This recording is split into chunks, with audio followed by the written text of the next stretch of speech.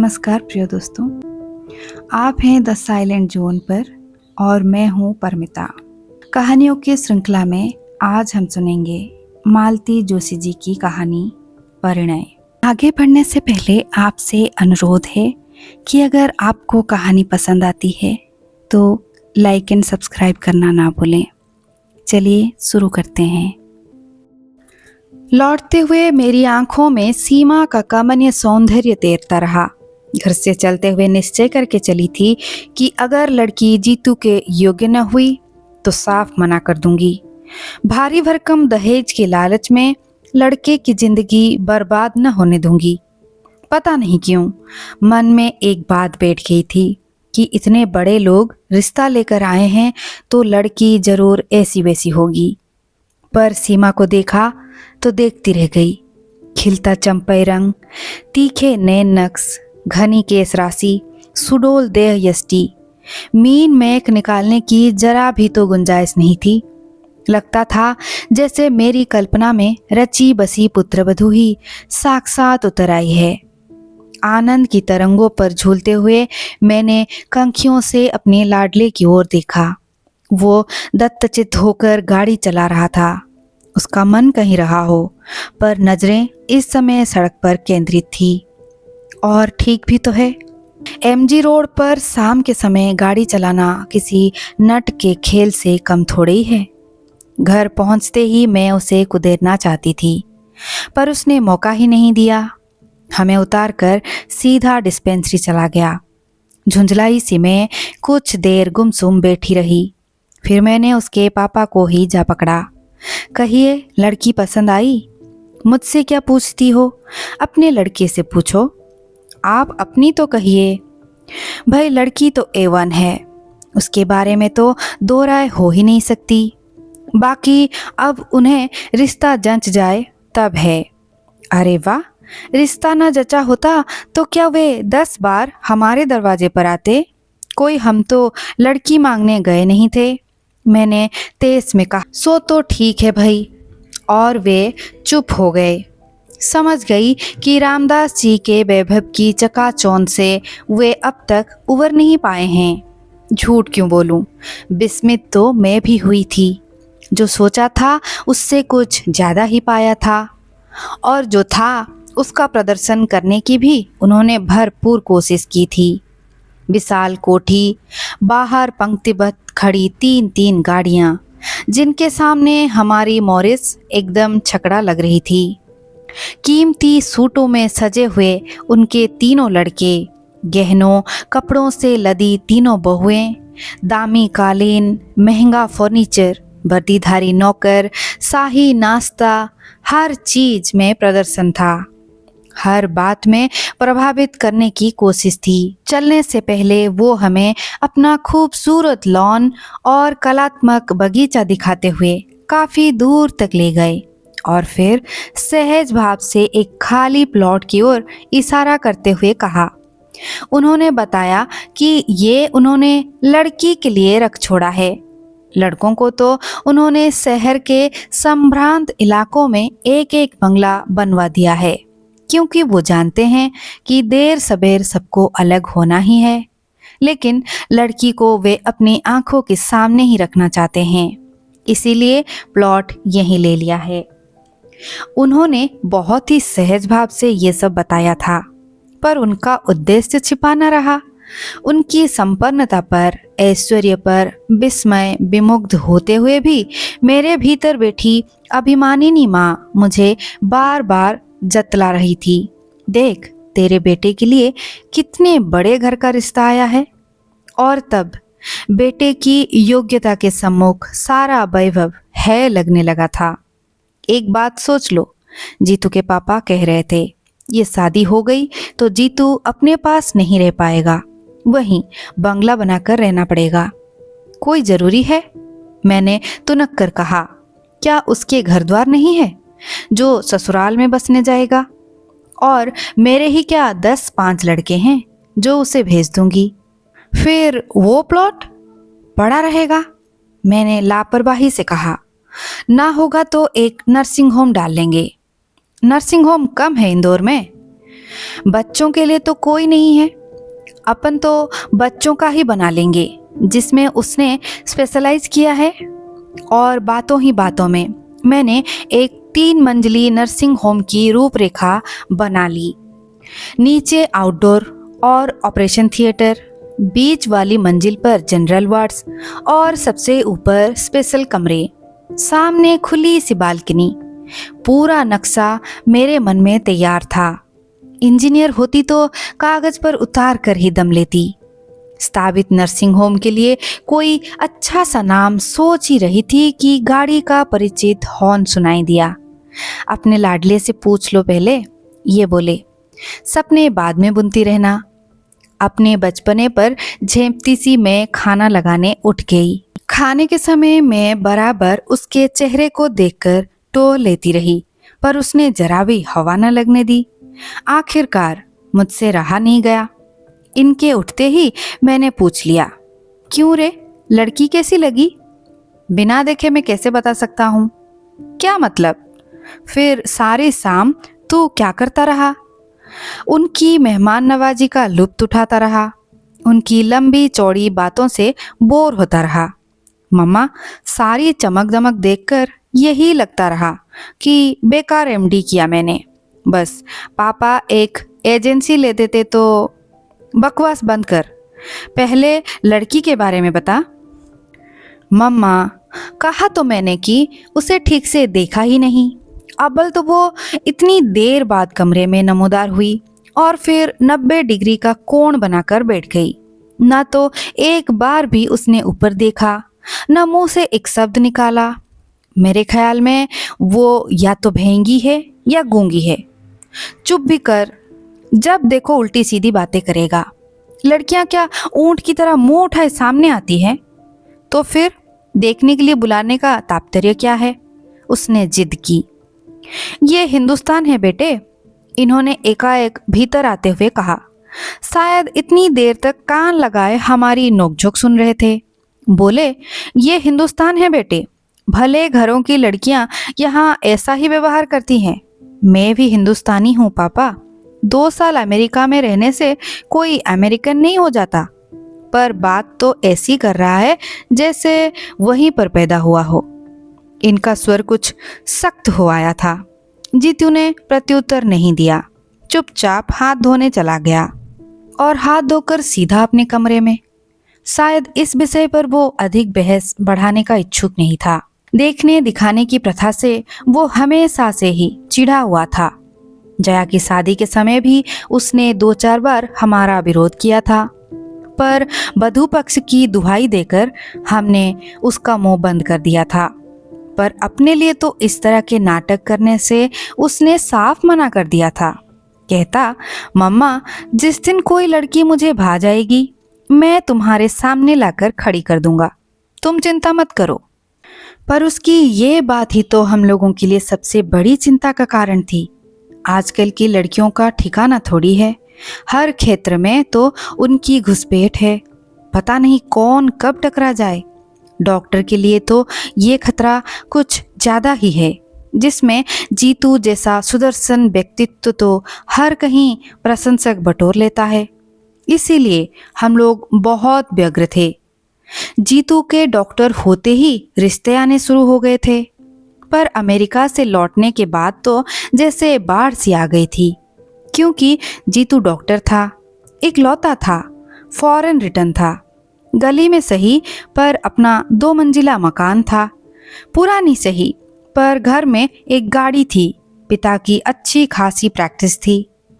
बिरादरी में ऐसे सर्वगुण संपन्न लड़के ही कितने थे। खाता पीता घर और डॉक्टरी पास बर। लोगों के मुंह में पानी ना आता तो आश्चर्य था।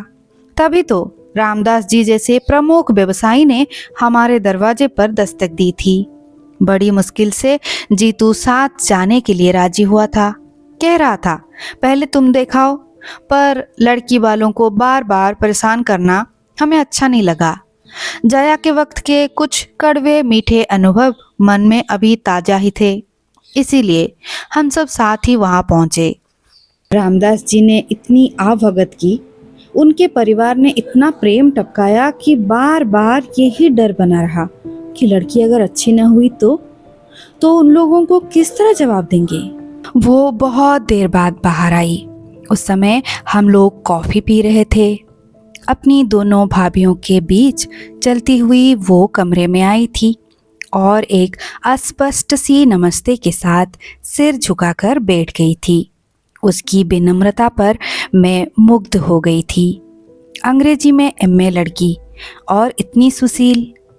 इतने लोगों के बीच उसका ये सहमा सिमटा रूप एकदम स्वाभाविक लग रहा था। तब ये बात मन में उठी ही नहीं कि इस तरह जीतू तो उसे बिल्कुल नहीं देख पाया होगा।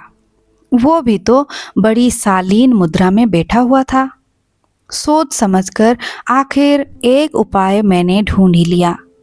जया की सालगिरह के बहाने बहन भाइयों को एक दिन चाय पर आमंत्रित कर लिया। जया थी अपनी ससुराल में, इसलिए उपहार आदि लेकर मुझे चिंतित होने की जरूरत नहीं थी।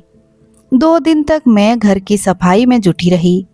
फर्श धो पोंछ कर चमकाया गया, नई चादर बिछाई गई, सोफे के कुशन्स बदले गए, पर्दे धुलवाए गए और तो और ड्राइंग रूम के दरवाजे तक नए सिरे से पेंट कर डाले। नया सा एक कालीन लेकर वहां डाल दिया। फिर भी जैसे मन की तृप्ति नहीं हो रही थी। हर कोण से मैं वहाँ की सजावट को देखती और हर बार कुछ न कुछ सुधार कर देती। ये लोग बीच में टोक न देते तो शायद मेरा ये क्रम मेहमानों के आने तक चलता रहता। दोनों बाप बेटे हाथ बांधकर बैठे हुए थे और मेरी परेशानी का मजा ले रहे थे। जब 2-3 बार वॉल पीसेस और कैलेंडर्स बदल चुकी तो उन्होंने कहा, मेरा ख्याल है एक बार डिस्टेम्पर हो जाता तो ठीक रहता। 5 बजने में अभी तो बहुत टाइम है, क्यों? इतना गुस्सा आया मुझे। एक तो खुद करेंगे नहीं और मेरा फुला हुआ चेहरा देखकर ही जीतू मेरे मूड को भांप गया तो बोला, मम्मा क्यों बेकार ही परेशान हो रही हो? लाख कोशिश करें हम, ये घर कोठी तो बनने से रहा। उसे मत रोक जीतू, अपनी होने वाली बहू को इम्प्रेस करने की योजना है उसकी। And you know, first impression is the last impression. कोठी ना सही, आउट हाउस तो लगेगा ना ये घर। अरे आउट हाउस भी लग जाए तो गनीमत समझो, मैंने तुनक कर कहा। जाने किस दरिद्र जगह में डाल दिया है सारा पैसा। कितना भी करो रौनक ही नहीं आती। गुस्से में ही सही मैं अपने मन की बात कह गई थी। इतना लंबा चौड़ा मकान बनवा तो लिया, पर गली के वजह से उसकी सारी शान पर पानी सा फिर जाता था। रामदास जी के आउट हाउसेस सचमुच इससे अच्छे सो देते थे। उस दिन प्लाट दिखाने ले गए थे, तब उन्होंने दिखाई थी छोटे छोटे घरों की वो लंबी कतार। उनकी संस्था के कर्मचारी उनमें रहते थे। खुली जगह में हरियाली के समुद्र के बीच वे छोटे छोटे दीपों की तरह लग रहे थे। जीतू ठीक ही कहता है, बेकार मेहनत करने से क्या फायदा, उस वैभव से तो होड़ लेना ही असंभव है। ठीक 5 बजे वे लोग आए। छोटी वाली दोनों भाभियां, छोटा भाई और वो। मुझे अच्छा लगा। बहुत भीड़ होती तो वही उस दिन वाला किस्सा हो जाता। लगा कि लोग समझदार हैं। सीमा उस दिन की तरह गहनों से लदी नहीं थी। मेकअप भी बहुत हल्का था, इसलिए उसका सौंदर्य आज आंखों को चकाचौंध नहीं भर रहा था, बल्कि ठंडक दे रहा था। नींबू कलर की हल्के जरी के काम वाली सिफॉन उसके रंग के साथ एकाकार हो रही थी और देखने वालों की आंखों को बांध लेती थी। मेरी नौकरानी ने तो वही निर्णय सुना दिया, लाड़ी घनी सुंदर छे हो, कदी मारी नजर नहीं लगी जाए। वे सभी लगभग समवयस्क ही थे। उन्हें ड्राइंग रूम में छोड़कर मैं रसोई में चली आई और देर तक नाश्ता लगाती रही। नाश्ते की तैयारी भी मैंने कल से शुरू कर दी थी और अपना सारा पाक कौशल दांव पर लगा दिया था। उन लोगों ने हर वस्तु के साथ न्याय किया और प्रशंसा के पुल बांध दिए। छोटी बहू ने 2-1 चीज़ों की विधि भी पूछी। अच्छा लगा। सीमा जरूर धीरे धीरे चुग सा रही थी, पर मैंने ध्यान नहीं दिया। अपनी होने वाली ससुराल में कोई चबर चबर खा सकता है भला? खाने के बाद मैं महिलाओं को घर दिखाने में लग गई। उन दोनों बहुओं ने हर बात की प्रशंसा की, सजावट की, सामान की, कढ़ाई की, बुनाई की। सबसे अंत में मैं उन लोगों को किचन में ले गई जो मेरा अभिमान बिंदु था। सफेद रंग में नहाया हुआ, आधुनिक उपकरणों से सजा हुआ, अलमारी में झिलमिल करते स्टील के बर्तन, चमकते पीतल के, हिंडालियम के डिब्बे, जगमग करती क्रॉकरी, मचान पर एक सी झालर से सजी आचार मुरब्बे की बनिया। जो भी देखता प्रशंसा करता। इन लोगों ने भी की, पर सीमा यहाँ भी चुपचाप बनी रही। इस बार मैं उतनी तटस्थ नहीं रह सकी। मन में कुछ चुभा जरूर। मुंह खोलकर तारीफ न करती, पर प्रशंसा की एक नज़र तो डाल देती। आखिर कल को ये गृहस्थी उसकी भी हो सकती है। उनके जाते ही मैंने पूछा, क्यों रे, आज तो ठीक से देख लिया ना? हाँ, अच्छी है। हाँ, बशर्ते बोलना जानती हो। क्या मतलब? मतलब ये है मम्मा कि वो जरूर हकलाती होगी, नहीं तो 2 घंटों में क्या एक बार भी मुंह नहीं खोलती? आश्चर्य में भरकर मैं उसे देखती ही रह गई। देखो, 2-2 बार तो तुम लोग लड़की देख चुके हो, और तो और उसे घर भी बुला चुके हो। अब अगर मना कर दें हम लोग तो क्या शराफत होगी? बिरादरी में कहीं मुंह दिखाने लायक भी नहीं रह जाएंगे हम। इन्होंने सख्ती से कहा। और अगर वहीं से इनकार आ जाए तब? उस ओर से निश्चिंत रहो। उनके मन में जरा भी शंका होती तो वे लड़की को यहाँ नहीं भेजते। मैं तो सोचता हूँ कि वे तो अपनी ओर से तब तय मानकर ही चल रहे हैं। कैसे? याद नहीं, उस दिन जब हम लोगों को प्लॉट वगैरह दिखाने ले गए थे, तब रामदास जी के पुराने पार्टनर की लड़की मिल गई थी।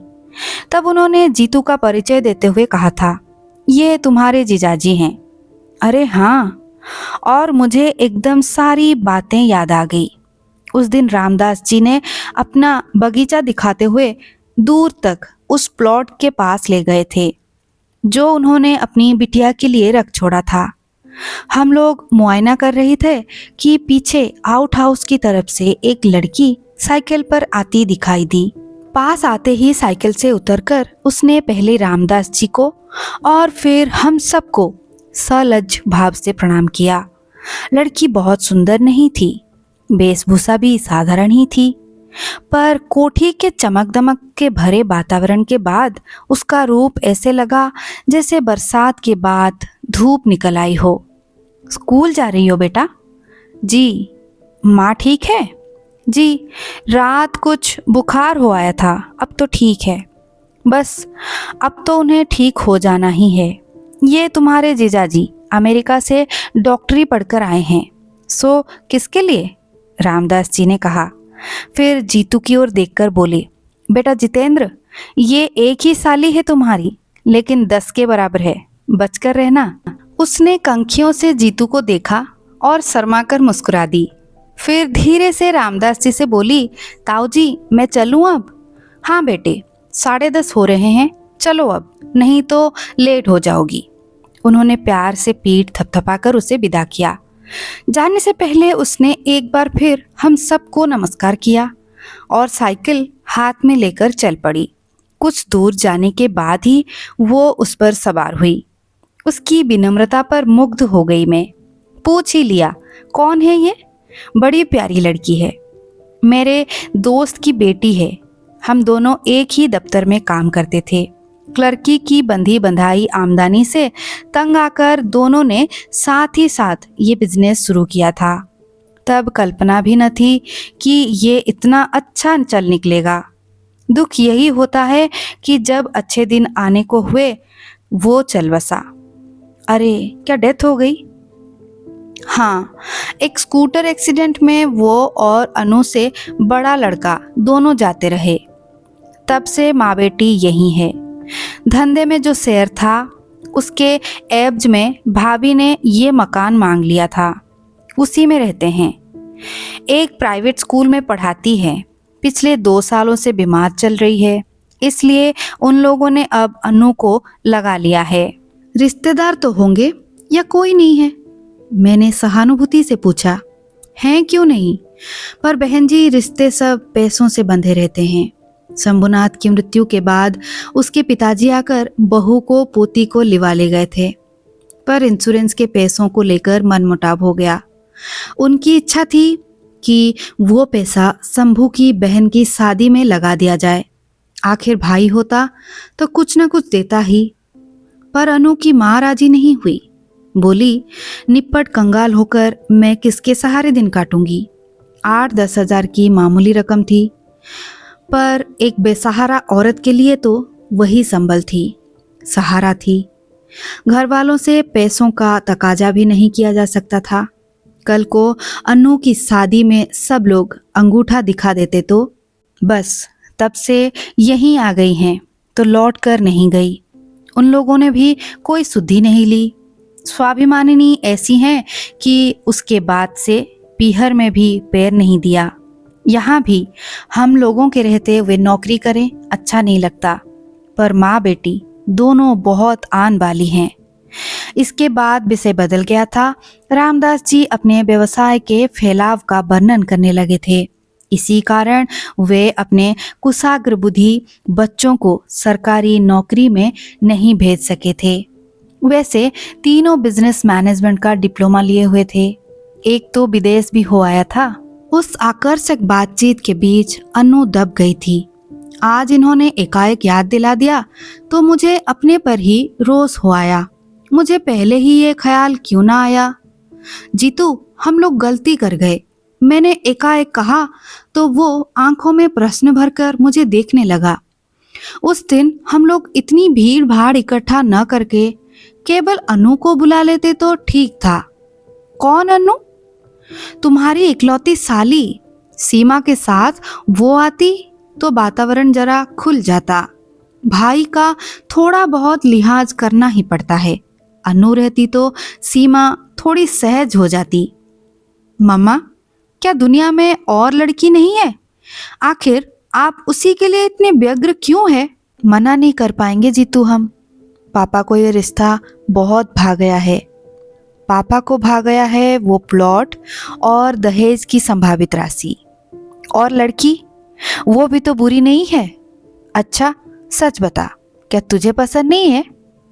उसने उत्तर नहीं दिया, केवल मेरी ओर देखा। उसकी आंखों में सीमा का नाम साफ पढ़ा जा सकता था। कहानी का अगला हिस्सा सुनेंगे पार्ट 2 में। सुनते रहिए द साइलेंट जोन।